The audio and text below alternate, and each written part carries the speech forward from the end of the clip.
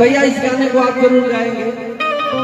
कि जैसन सोचले रहनी वैसन अरे धनिया मोर बारी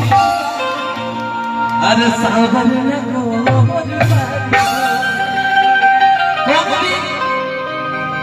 कोनो भी मरद चाहेला कि ओकर मेहरारू खूब सुखर सागर आ सुखर सागर जब कनिया मिलल गया तो मरद खुशी से झूमता है गावता है कहता का कि जैसन सोचले रहनी वैसन धनिया मोर बारी ओ जैसन सोचले रहनी वैसन धनिया मोर तोहार कर कौन काम रोल अच्छा बस कथा तक मरिया न हो बुझा गई बियाह हो गेल बना जबरी गोटी बागो लइका बड़न सा बस छवे गो लइका बड़न सा कम से घर में चाहत लन 5 गो की व्यवस्था करी टीम इंडिया टीम में क्रिकेट टीम में जरूरत बा तो 5 गो की व्यवस्था करी खिलाड़ी कम पड़ गए बड़ा ऑनलाइन कोहे भैया हो कि जैसन सोचले रहनी वैसन धनिया मोर बारी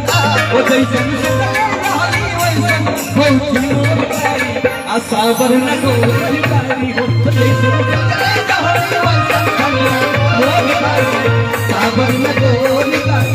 और कि तोरे भरा हजरा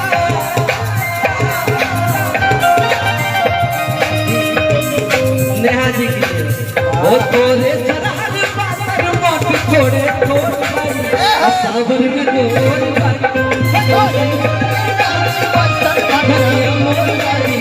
साबर में गोर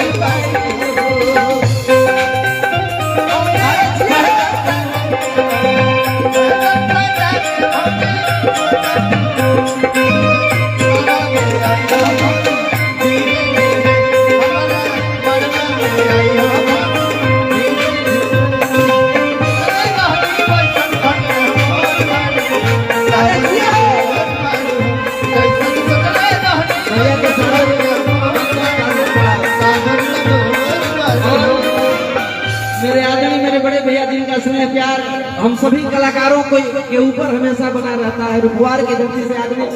दीपक भैया जी की तरफ से हजारों रुपए का पुरस्कार मेरे प्रिय मित्र इंजीनियर साहब अभिजीत अमन जी जिनके यहाँ मैं कोई भी फंक्शन होता है तो मकसद मैं अक्सर आया करता हूँ। आपकी तरफ से भी हजारों रुपए का ये पुरस्कार आभार भैया का प्रणाम। लेकिन कहे के बाद चुप्पी लगा के हाल हमसे न जाला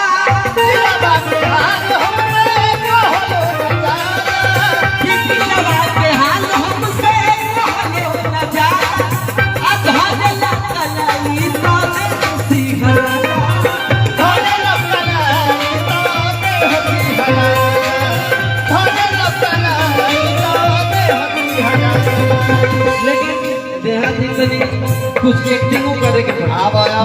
आओ तनी बैठ अच्छा अच्छा ई नहीं कि कन्या जब सच उठा अरे बेटी बंद हो के दूर में हो किस्मत के सजगिया आज जब होगी बैठे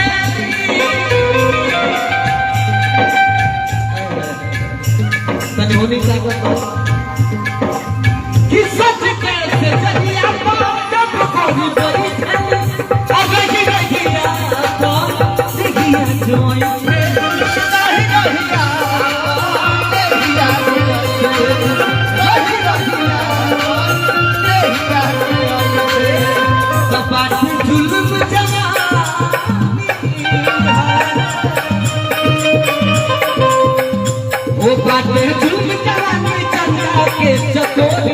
अरे बातें हैं जुल्म जवानी चंदा के चकोर बारी असावर न गो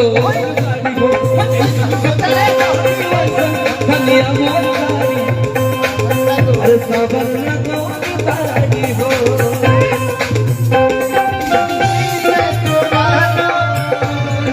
दिल में कहीं गुम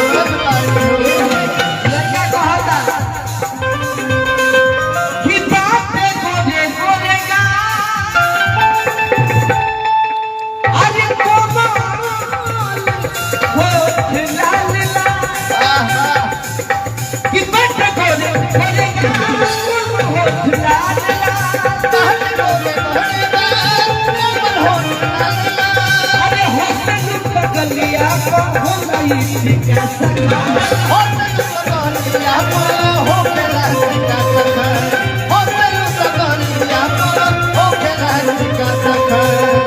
बन के हमारा जिंदगी है वो बन के हमारा जिंदगी में आई और जो गाड़ी सावर में गोल गाड़ी हो धनिया मोर गाड़ी सावर में गोल गाड़ी हो